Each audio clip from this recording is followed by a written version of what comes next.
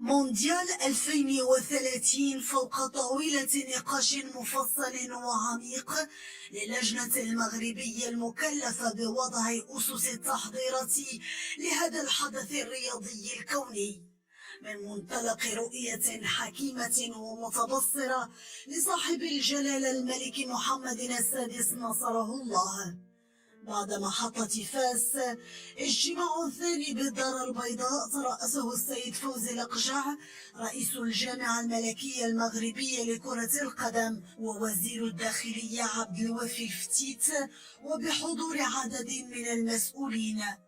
هو اجتماع يجسد التعبئة الوطنية للإشراف على عملية البناء والتجديد لمشاريع متعددة وفقا لجدول زمني محدد ومستوفيا لجميع معايير الاتحاد الدولي لكرة القدم فيفا. الاشتغال فوق أرض الواقع يتطلب تنفيذ خطط استراتيجية وإجراءات عملية ذات أولوية، أبرزها بناء وتجديد الملاعب والمرافق الرياضية، إلى جانب توسيع مشاريع النقل والتنقل وإنشاء خطوط جديدة للربط بين الملاعب والمدن المستضيفة لهذا الحدث الرياضي الهام، إلى جانب توسيع المشاريع الخاصة بالمؤسسات الفندقية. الترشيح المشترك كاين زوج الجوانب، كاين مدن تحتضن مباريات كأس العالم ومدن غادي تكون محتضنة للفرق وللوفود. فبطبيعة الحال كاين مجموعة من المشاريع التنموية في جميع المجالات، بالإضافة إلى الملاعب بطبيعة الحال غادي تحتضن، كتهم البنيات التحتية وجميع المرافق لدى الإيواء إلى غير ذلك.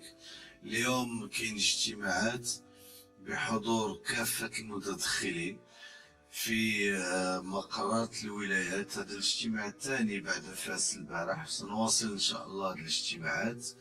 الهدف منها هو الوقوف عن كتاب والتتبع الإنجاز هذه المشاريع حسب واحد الأجندة معين اللي يلزمنا جميعا.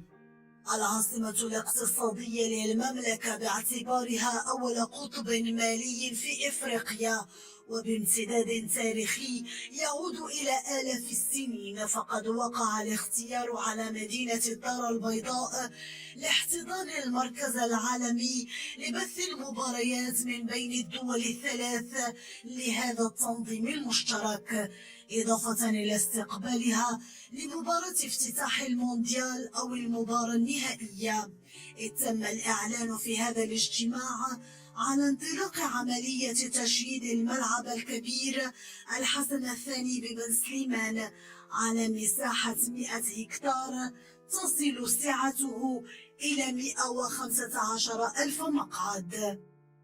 هذا الملعب اللي شرف عليه شخصيا جلالة الملك نصره الله هو استثنائي بكل المقاييس، وإن شاء الله غيكون أكبر وأحسن معلم كروي عالميا، وسيضيف إشعاعا آخر للإشعاع الحضاري الذي تزخم به المملكة، إشعاع حضاري امتد لأكثر من 14 قرن.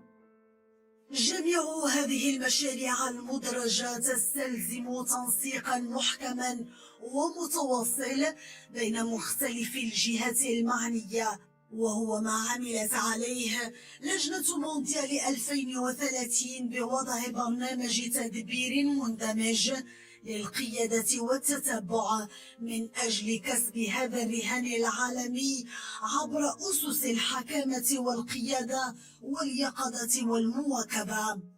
مونديال 2030 تحدي جديد أمام المغرب لتقديم نفسه كقوة تنظيمية كبرى وخلق تجربة استثنائية تكون نقطة البداية للانفتاح على مشاريع أضخم.